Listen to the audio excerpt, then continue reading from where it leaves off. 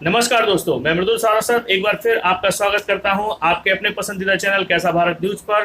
दोस्तों, आज हम आपके सामने लेकर आए एक धमाकेदार खबर। मुझे दुनिया वालों, शराबी न समझो। जी हाँ दोस्तों, आज हम इसी विषय पर चर्चा करेंगे, लेकिन उससे पहले अगर अभी तक आपने हमारा चैनल सब्सक्राइब नहीं किया है तो कृपया सब्सक्राइब करें, बेल आइकन को दबाएं ताकि समय रहते हमारे चैनल से जुड़े नोटिफिकेशन आप तक पहुंचते रहे। दोस्तों, अगर अभी तक आपने हमारी पिछली खबरें नहीं देखी और देखना चाहते हैं तो हमारे वीडियो के ऊपर एक आई आइकॉन बनकर आ रहा है, उसे पुश करें ताकि आपको हमारी पिछली खबरें भी देखने को मिले।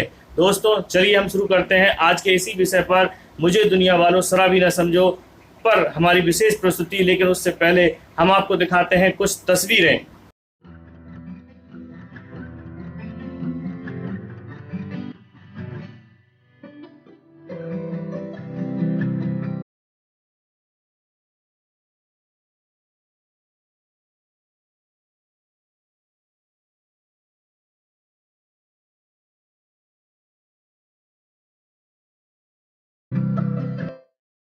जी हाँ दोस्तों, मुझे दुनिया वालों शराबी न समझो, मैं पीता नहीं हूँ पिलाई गई है।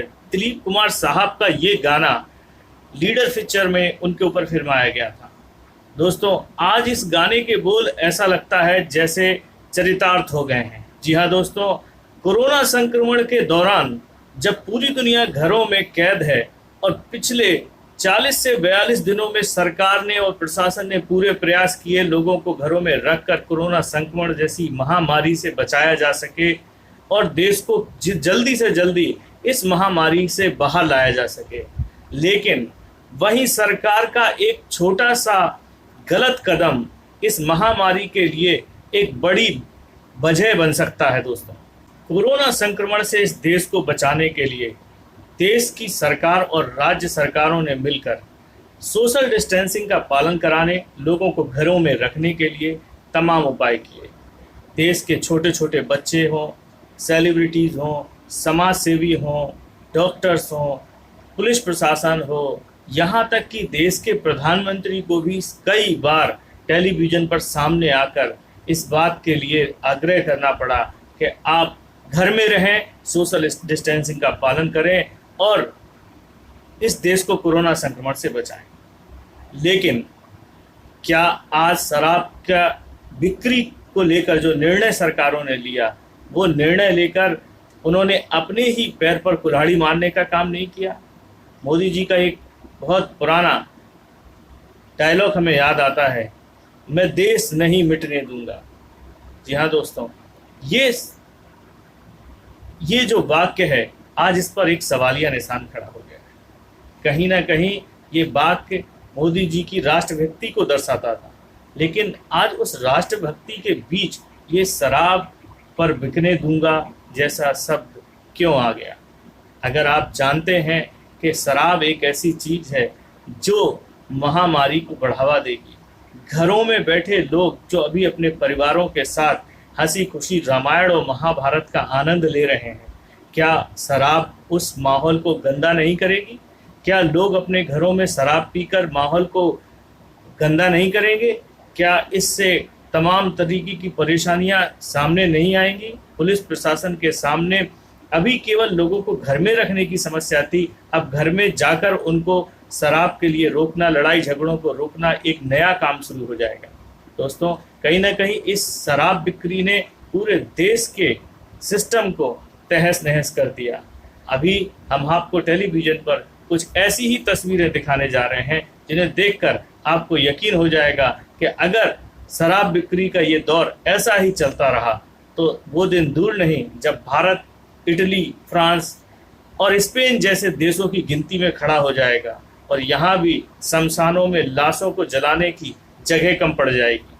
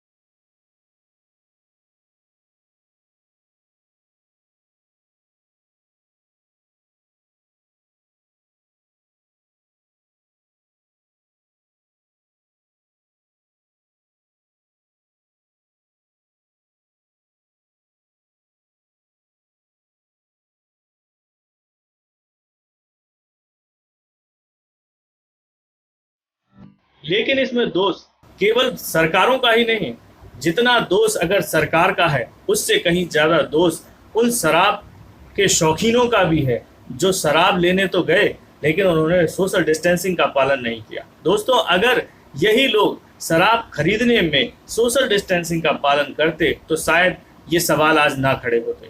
लेकिन ये पीने वाले अपने शौक के लिए हजारों की जिंदगी, यहाँ तक अपने परिवार के परिवारजनों की जिंदगी को भी दांव पर लगाकर चले आए।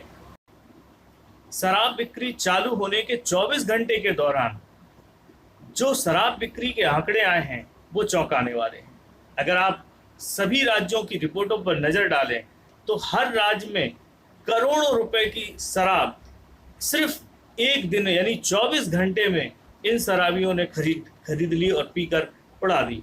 दोस्तों, शराब के पीछे इतना पैसा कहाँ से इनके पास आया?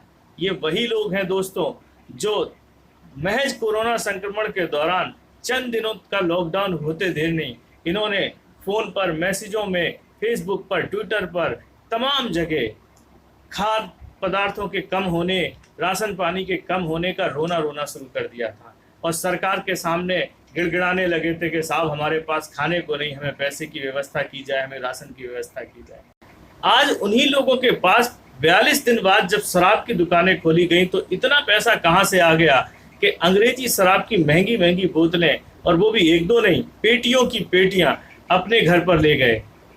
तो इससे ये सवाल खड़ा नहीं होता कि कहीं ना कहीं ये लोग भी उन दंगाइयों की तरह ही दोषी हैं जिन्होंने दंगे करके इस देश की संपत्ति को नुकसान पहुंचाया था। तो क्या इनको भी सरकारों को चिन्हित नहीं करना चाहिए कि ये वो लोग हैं जो कहते थे कि हमारे पास राशन नहीं, और इन्होंने सरकार के नुमाइंदों को फोन करके या राशन की दुकानों में लाइन पर लग के गरीबों के हक के राशन पानी को अपने अपने घर पर ले आके स्टोर कर लिया। तो अगर इनके पास पैसा था तो ये राशन बाजार से पैसे से भी खरीद सकते थे, लेकिन इन्होंने गरीबों के हक के राशन को स्टोर किया। और जब बात शराब खरीदने की आई तो इनके पास इतना पैसा कहाँ से निकल आया कि इन्होंने पेटी की पेटी शराब खरीदी। तो मेरा सवाल ये उठता है कि कहीं ना कहीं ऐसे लोगों को भी सरकार को चिन्हित करना चाहिए और इनसे उस गरीबों के हक के राशन की वसूली करनी चाहिए। कई बार केंद्र सरकार और राज्य सरकारों ने गाइडलाइन जारी की कि जो लोग संभव हो जमा कर सकते हों वो जाकर बिजली के बिल भी अपने जमा कर दें। बिजली के बिल में कुछ रियायतें भी दी गई लॉकडाउन के दौरान।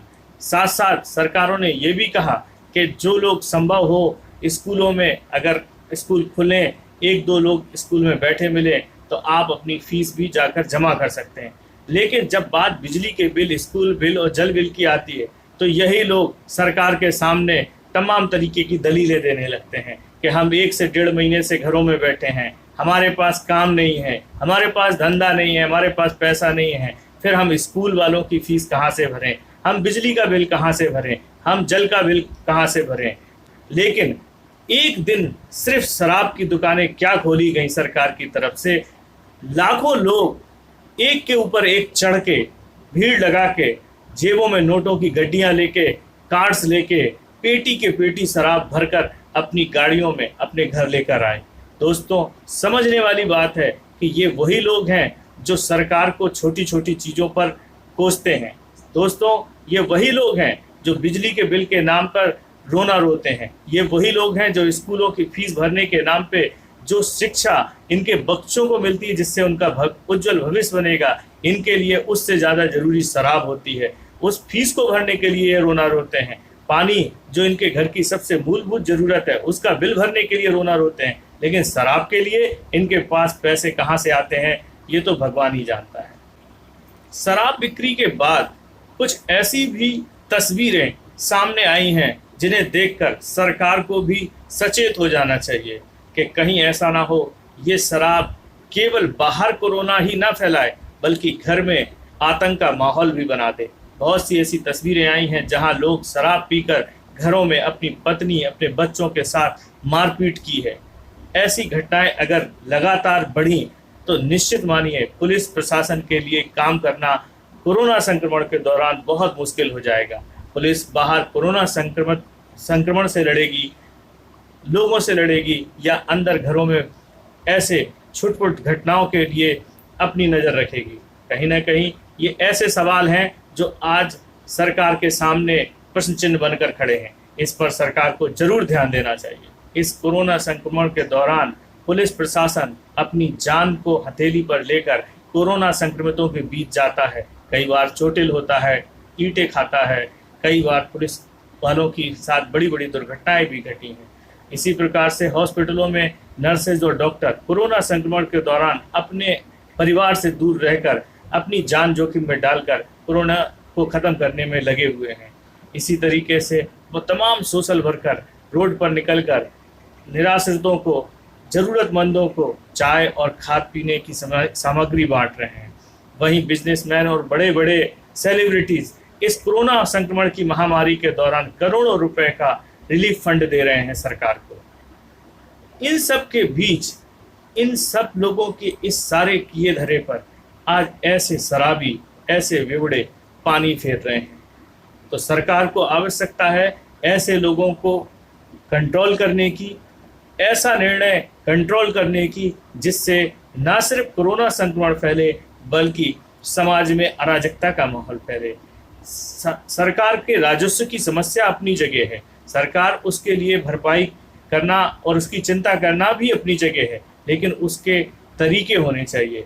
यही सरकार शराब बिक्री को अगर नियमों के तहत बिक्री खोलती कि एक दिन में एक दुकान पर 10 आदमी या 15 आदमी या 20 आदमी से ज़्यादा नहीं होने चाहिए, कूपन सिस्टम करती कि पहले आपको कूपन लेना होगा, कूपन लेने के बाद ही आप शराब की दुकान पर जाकर खड़े होंगे, जिसके पास कूपन नहीं होगा उसको ना सिर्फ वहाँ से हटाया जाएगा बल्कि उसको दंडित किया जाएगा या जेल भेजा जाएगा। अगर ऐसे कुछ कड़े कानून बनाए जाते तो शायद ये सोशल डिस्टेंसिंग की समस्या भी ख़त्म नहीं होती, शराब बिक्री के दौरान जो तस्वीरें सामने आई हैं वो भी ना आती, पुलिस प्रशासन को भी समस्याएं नहीं होती, और इस समस्या के चलते सरकार पे या कोरोना संक्रमण जैसी बीमारी पर जो सवालिया निशान खड़े हो रहे हैं कि भविष्य में क्या होगा, ये भी ना खड़े होते। तो दोस्तों, आज की हमारी आपको ये पेशकश कैसी लगी? अगर आपको हमारी ये पेशकश पसंद आई हो तो कृपया ऐड टू कमेंट्स में जाकर हमें अपने कमेंट्स लिखना ना भूलें। दोस्तों, हमारी कोशिश यही रहेगी कि हम समय पर आपको एक के बाद एक अच्छी और रोचक खबरें दिखाते रहें। दोस्तों, इन्हीं शब्दों के साथ और कुछ तस्वीरों के साथ मैं आपको छोड़ जाता हूं। अपने दोस्त मृदुल सारस्वत को इजाज़त दीजिए।